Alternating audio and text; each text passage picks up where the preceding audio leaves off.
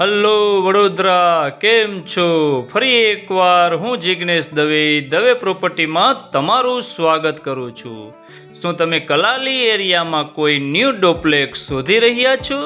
પણ શું તમે બિલ્ડર પાસેથી ન્યૂ ડુપ્લેક્સ પરચેસ કરો છો તો દસ્તાવેજ સિવાયના બીજા ઘણા બધા તમારે ચાર્જિસ ચૂકવવા પડે છે.